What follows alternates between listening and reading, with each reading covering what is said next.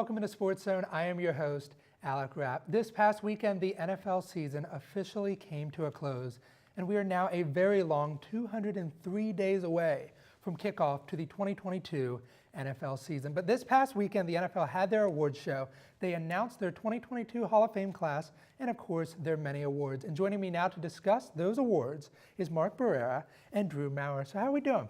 I'm doing good. Doing well. Good. So let's take a look at this list of awards. Obviously, there's some, we don't agree with all of them. But, all right, let's look at it. MVP, Aaron Rodgers. Offensive Player of the Year, Cooper Kupp. Defensive Player of the Year, TJ Watt. Offensive Rookie of the Year, Jamar Chase. Defensive Rookie of the Year, Micah Parsons. Comeback Player of the Year, Joe Shiesty, Joe Burr, Joe Cool, whatever you want to call him, Joe Burrow, the man. Coach of the Year, Mike Vrabel. And of course, the Assistant Coach of the Year, my guy, Dan Quinn. So Drew, is there one of these that you just don't agree with? There is one that I would say that I'd contend and I don't agree with, and that's going to be the MVP award. I think that Tom Brady is the most valuable player to the Buccaneers franchise, and his retirement is going to reflect that. He had the most attempts in the league, the most completions in the league. Not quite as high of a completion percentage as Aaron Rodgers, but he had more yards and more touchdowns, as well as only just a few more picks. And so I think that the fact that he, in that passing happy offense, was able to create that much value and that much firepower at his position boosts him into the MVP conversation, and he should have won it, in my opinion. I completely agree.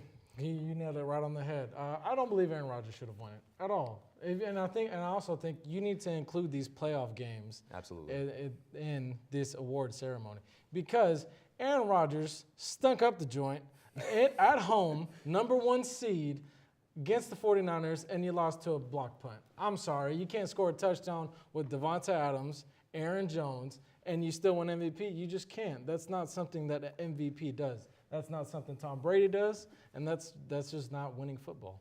Yeah, and Tom Brady at the age of 45 doing what he did is just not human. It's nonsense. It really is not.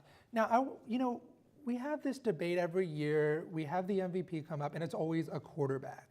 So I want to know, should they have a most valuable quarterback and then a most valuable player?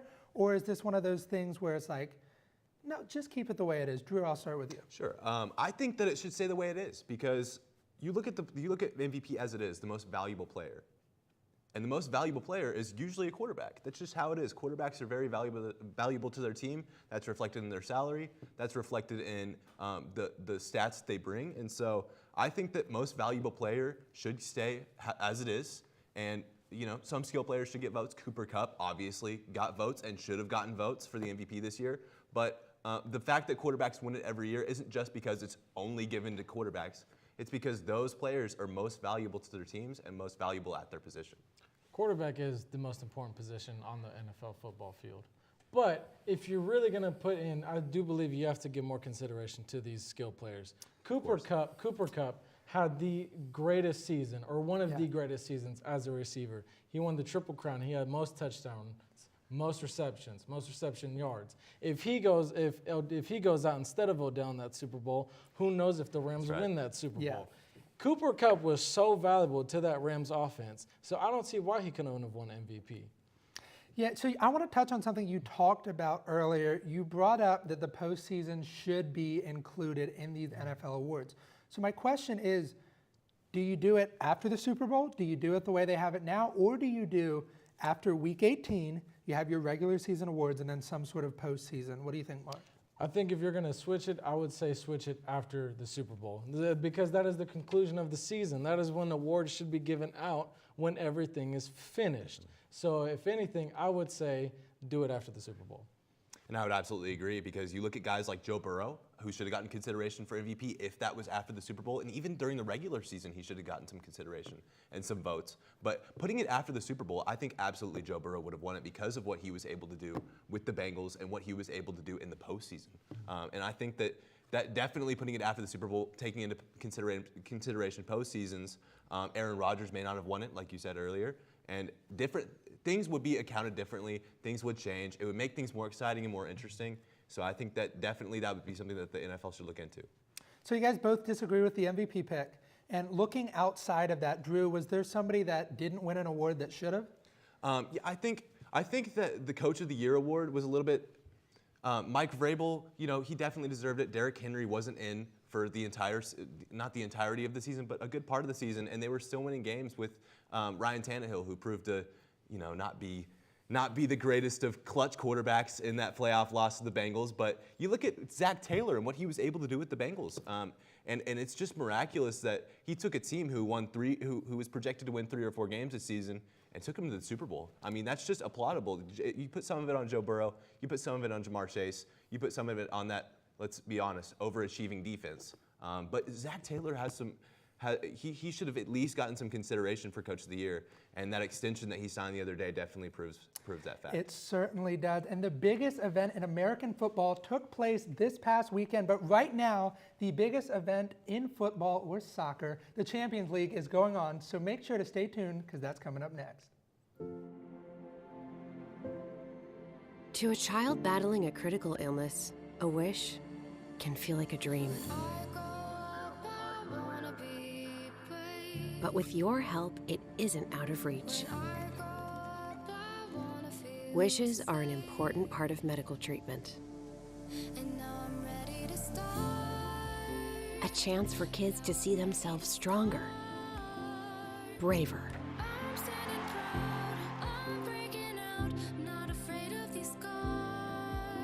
to see that the impossible is possible.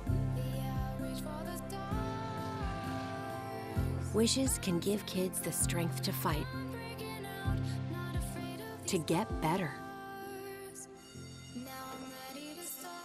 to grow up.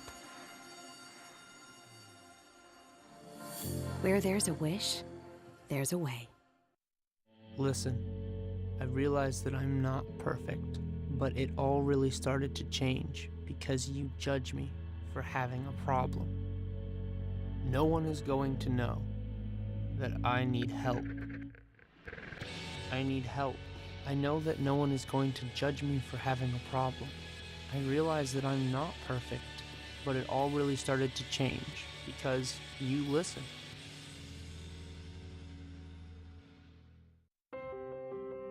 When I first saw Turtle, my heart was full. Now I'm anything but lonely. We had this deep connection, this heart connection. He just wants to be close to you and part of your life. Every day with Turtle is a perfect day. When I'm holding her, it makes me feel calmer. I think everything he does shows how much he loves us. When we adopt a shelter pet, We discover they're a little bit of a lot of things. But they're all pure Pure love. love. I rescued Toast from a shelter in 2011. I love Toast because she's a lazy diva. Toast does whatever she wants, obviously. She's sleeping right now. She's an epic snuggler. She's so comforting. She's so loving. Toast makes me laugh. When I walked into the shelter, I knew right then that she was special.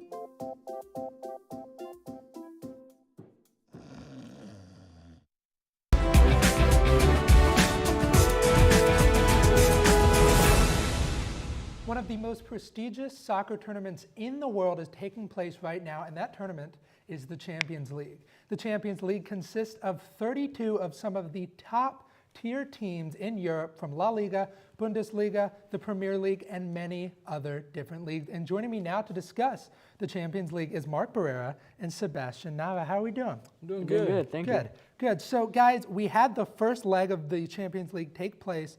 There were some really good games. Sebastian, what was one that stood out to you? Well, the game that I had the most fun watching was actually, Inter Milan and Liverpool. And I watched it yesterday. They're playing in San Siro, of course, site with a bunch of, Champions League memories. You've had finals there. You've had, legendary semifinals and all that. So it was a really good atmosphere and a really good setting for such a, classic European game. It was a back and forth. First half really back and forth. Liverpool was pressing well. Inter Milan took that, counterattack. And it was just a really back and forth just game of just tactics from both managers. Obviously it wasn't enough in the end, because, Liverpool scored 2. Firmino got 1 on a corner. Salah scored 1 off the volley. So it was a really fun game to watch, though. I had 2, actually. So PSG versus Real Madrid. With all the rumor talk about Mbappe leaving this summer to Real Madrid, how fitting was it for him to score in the 93rd minute to for them to get them the win. That was one. It was a very entertaining game back and forth. Number 2 had to be Red Bull Salzburg versus FC Bayern. Red Bull Salzburg came at Bayern. They were very offensively. They were attacking very well. It looked like Bayern didn't know what to do. They got overwhelmed for a little bit. They settled down, ended up tying 1-1. Very good start for the Champions League.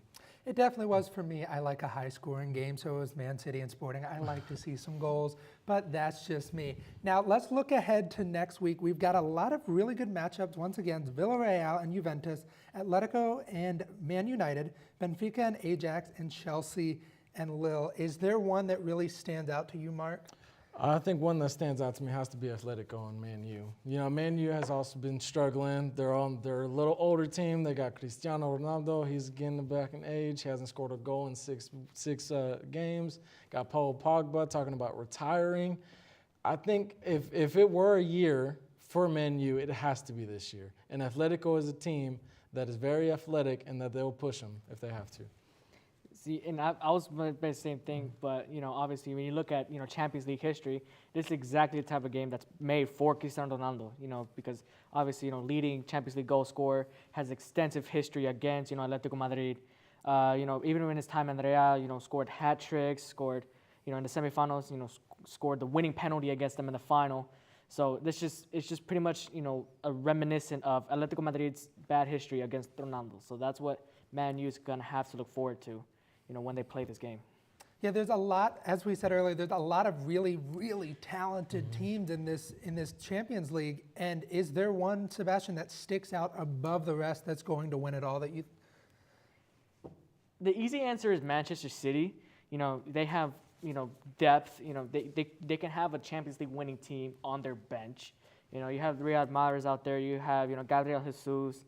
You know, when you spend that kind of money, you know, you have all the talent in the world to win it. So Manchester City is the safe pick too. I think I have to go with PSG. I think PSG is an even safer pick. They're loaded with talent. They got Messi. They got Mbappe. They got Neymar if he comes back healthy. They got Di Maria. I think PSG has to be one of the favorite teams to win the Champions League. If not, I do like a dark horse team, and that would be Chelsea. Chelsea is also very stacked. They got Lukaku from Belgium. They also got the American Christian Pulisic. So hopefully, I mean, you never know.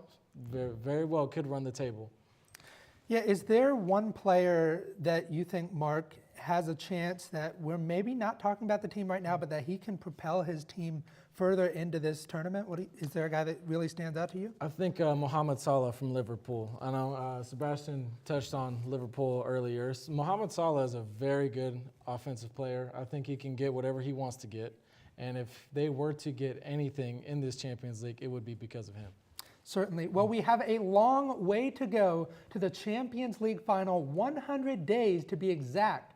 But we have finally reached the mid-season point of the NBA season. And coming up, we're going to talk the latest in NBA news. So don't go anywhere. Every year, 40% of all food in the U.S. never gets eaten. 40%. That's almost half the food we produce. Food waste is a serious problem. It impacts all of us. And it's expensive. Your family is throwing $1,500 a year in the trash.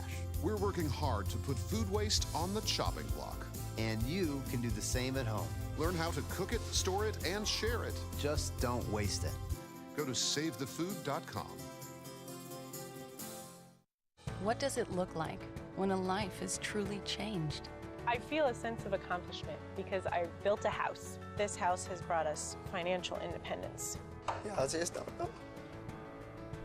It's a great place to raise a family.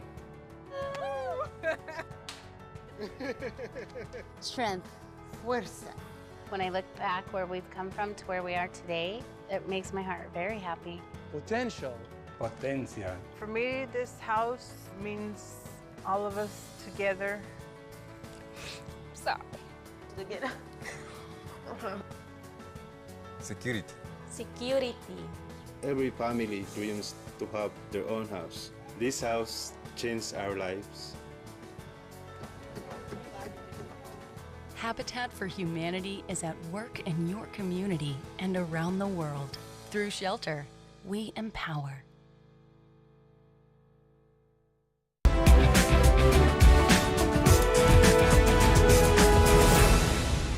We're at the midway point of the NBA season with the All-Star Weekend starting tomorrow night with the Celebrity All-Star Game in Cleveland, Ohio. And here in Sportszone, we like to have a little fun. We like to spark some debate. So joining me now for This or That NBA edition is Jennifer Holberg and Brandon Brown. So let's get right into this. The NBA trade deadline was last week.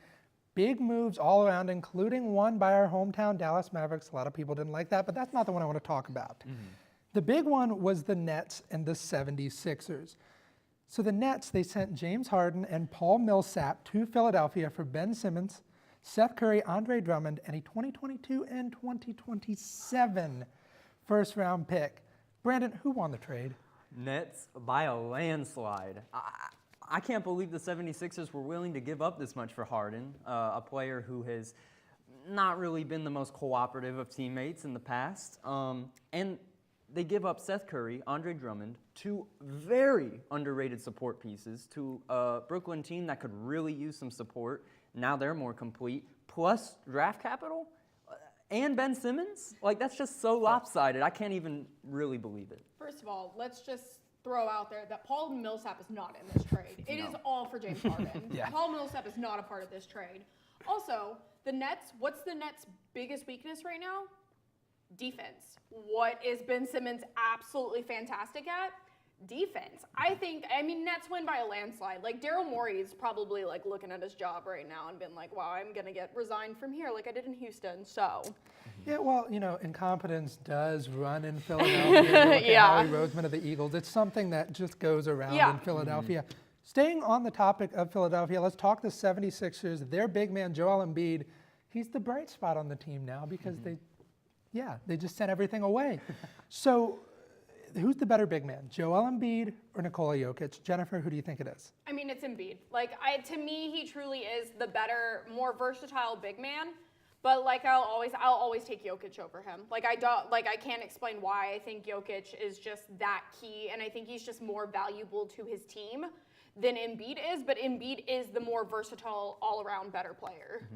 Yeah, it's really close. I mean, like you said, very versatile and like fantastic player. He's doing really well in Philadelphia this year especially. Yeah. But Jokic still leads Embiid in all major categories except points per game. And this man did win MVP last season. I know Embiid is up right now, but I just have to go Jokic for this one. Yeah, unfortunately, a lot of NBA players disagree because Joel Embiid right now leads Jokic. They did an NBA straw poll for the MVP by 35 points. 35 points, that is insane. I mean, he's only missed 2 games this season, so that's huge for Embiid. Like, that's probably why he's leading this season. And if we're going to be honest, he is the 76ers team at this point. Well, now, yeah. I want to bring things back. I want to talk about our hometown team. Let's talk a little Dallas Mavericks. So one of the most balanced trades that we've maybe seen ever in the draft was the Trae Young and Luka Doncic trade that was made in 2018. Who was the better keep there? Like, who's the winner of that trade? I mean, the Dallas, just for Luka solely as a player. Like, Luka is an absolute freak of nature. He is going to be a generational talent. He is, I mean, he's just fantastic to watch, and he brings life to this Dallas team that I think it desperately needs. That being said, I think Atlanta still wins because they can make it out of the playoffs, and right now Dallas has proved that they can't. Yeah, I'm pretty much in the same boat. I do think, while it is great that Atlanta has been able to kind of build around Trae Young a little bit better, they've been able to do better in the playoffs. Just from a player standpoint, Luka just has that it factor. Yeah. He has some of the most clutch moments in the NBA, period. He's going to be a superstar, probably go down as one of the best to ever do it, and his stats are kind of next to Trae Young, but a little bit better because he's got a better rebound game. This man is just like magical. He's a walking triple-double. Yeah. He pretty much is. And, you know, we talked about the Nets earlier. They're not having that good of a year. They really are not. But on the other end, you have the Los Angeles Lakers who are not having a good year. Jennifer, which team is, who's worse? This is not up for discussion. It is the Los Angeles Lakers. They are having the worst season that they have had in a long time. I mean, Anthony Davis cannot play right now. Like, he is a walking injury report. I think just now he's out for another 2 to 4 weeks. The Nets, it's one of those that it was an experiment. You know, you're trying stuff. Kyrie is dealing with his own stuff right now. You had a player that, you know, has been there for 6 weeks and is like, I want out. I think that is more forgiving than LeBron trying to put together a super team and it failing. Yeah. Oh yeah, the expectation for this Lakers team was that they were going to for sure be Yeah. a playoff team, if not one of the best teams this year.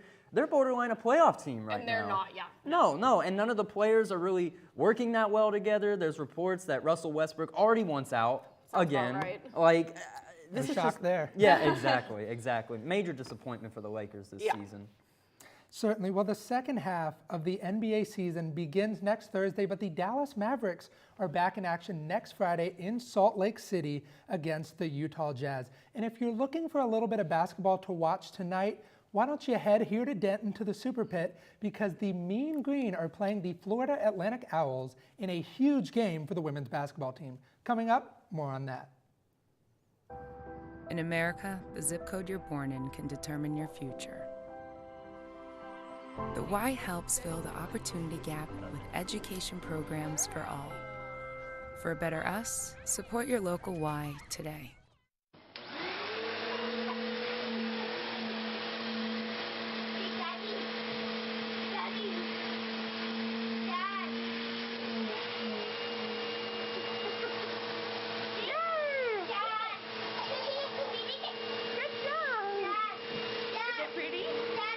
How's your hair? Is it pretty? Daddy.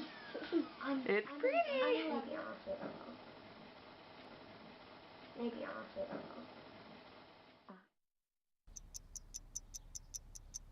I understand. I know it's not your typical resume. Okay, well. But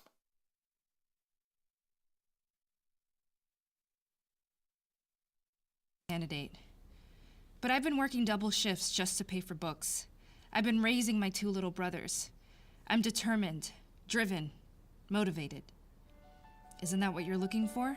Look beyond the resume and discover new ways to develop great talent at gradsoflife.org.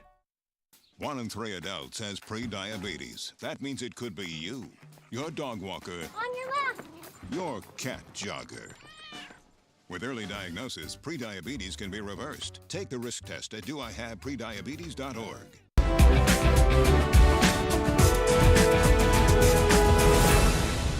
The Mean Green's women's team has rattled off 4 straight wins to improve to 12-10 on the season, and they now sit 3rd in the Conference USA West Division, and they play a pretty big game tonight against Florida Atlantic. And joining me now to discuss the Mean Green women's basketball team is Andres Zayas and Brandon Brunsworth. Guys, how are we doing? Doing well. How about yourself? Very good. The Mean Green are a basketball school. I think we've learned that over the past 2 years. And the women's team is having a pretty decent year. They aren't really living up to those expectations, but they've rattled off 4 straight now. And I want to go back to this past weekend. They played Rice a home-and-home Thursday and Sunday. They win both of those games in a big way. So Brandon, what did the team do well? Well, first off, it's just defensive. Defensively, they're playing the best basketball, I think, of the season so far on that end of the floor. They're not reaching their season totals for averages for points scored, but they are holding teams down. They held Rice down to 11 points a quarter in this last victory, which is huge. Yeah. And so if they keep playing like that, they can beat anybody. I mean, swept Rice for the first time in school history. So. I also want to add to this. They held Rice at 32% field goal percentage throughout the whole entire game. And they had the largest lead around 27 points. I mean, it was ridiculous. Forced 26 turnovers too. Exactly. Yeah. So. Yeah, they always say that a good team can find a way to win a game when they play ugly, and they played extremely ugly that Thursday game, and they found a way to win. Looking at tonight, we play a team that's not very good. Florida Atlantic, they're 1-11 in conference play. Andres, what do the ladies need to do to win tonight? They just need to play their style of basketball, just prioritize and not being themselves. I mean, this is a team that they are, on paper, better than. I feel like if they score at least 65, then we should be golden at that point. I mean, the only other player on the team that Florida has to offer, I'd say, is Amster Gaston, who can actually take over for them. Other than that, they can help contain them, or help contain her in particular. I think the Mean Green is going to take this W. So, it's a game they need to win. If they have any aspirations for doing something in postseason play, they got to win this game tonight. It definitely is. Now, Saturday, we've got a tougher game. We're going up against the 13-9 UAB Blazers. They sit right above us at 2nd in the West. Yeah. Who is the key factor, Brandon, in this game? I mean, I think it's got to be Quincy Noble. If she can get hers, and we're playing the kind of defense we've been playing the last 2 games, I think that we can beat anybody. And obviously, they're going to say they're focused on tonight. But UAB is the game you got to get that win if you want to try to move up the standings in the division. Yeah. I'll probably say Maddie Townley. Quincy, she's doing what she needs to do, scoring the buckets that she needs. And I remember reading an article saying, like, Coach Mitchell, she was talking about how the team is doing a lot better whenever other players are involved. So I just think Maddie Townley is one player that's doing pretty well consistently for them, especially as like one of their bigs. But other than that, I mean, yeah, Quincy's another one that just needs to play consistently for us to really just have a solid chance. So. Yeah, we discussed this on our Tuesday show, and one thing that seemed to be a resounding factor was that really it's the team as a whole. There isn't one player that is going to stand out and explode, and she's like not like a Javion Hamlet like we had last year. It's a team effort, and we're going to need all the help we can get because these are two must-win games. Because if you look at the West Division, it is very close. We have 4 teams within 1 game of each other. Southern Miss is first, sitting at 15-8. UAB second, 13-9. La Tech 14-9, and UNT 12-10. Brandon, I want to know, who do you think is going to take the West? The bias in me wants to say UNT, and I do truly believe that if they can continue to play the kind of defense that they have been. Since February 5th, they've held all opponents under 60 points. If you can keep doing that, then I believe we can win it, but I got to think it's UAB. Looking into it, UAB is the team I see coming out of this Definitely. division. Andres, do you agree? I would say Southern Miss. Southern Miss is, I think they're going to finish the season at first. I believe they're going to beat UNT in their rematch. And they're also going to end the season being the top team in the East currently, which is Charlotte. But other than that, UAB is another team to really look out for in that regard. But yeah, I say Southern Miss takes it. Yeah, and as I mentioned, these are very important games because we're getting to a battle where it's all about seeding now because we're almost to conference tournament play. Let's look at the East very quickly. Charlotte, 13-8. Western Kentucky 17-7, Old Dominion 19-5, Middle Tennessee State is 17-5. They're all within half a game of each other. Who do you guys think is going to win the East? I think it's got to be Old Dominion. What they've shown me is just really impressive. The highlights that I've seen from them. But the East is tough. It's like you said, it's right there. It's really hard to predict, like you just said. I actually agree, Old Dominion, that I believe that they're going to be the ones to come out on top this season. I mean, they've been consistent. They're 19-5, 92 at home, 73 away. I mean, they're just a very sound team overall. But I wouldn't. I mean, like we just said here, it's a very tightly contested division. So I wouldn't be surprised if like Charlotte manages to sneak up there, especially Middle Tennessee as well. But my pick is Old Dominion. So. Yeah, and we have just 19 days until tournament play in Frisco, Texas. And if you're looking to watch this women's basketball team, why not do it right now? We play here tonight in Denton against Florida Atlantic. That game tips off in just 30 minutes. So go ahead and head over there. And then make sure next Tuesday to come back here and see yours truly. We're going to be talking all basketball. Also, if you're on Twitter, follow us at ntTV_sports. And don't go anywhere because coming up is ntTV's Nightly News. Okay.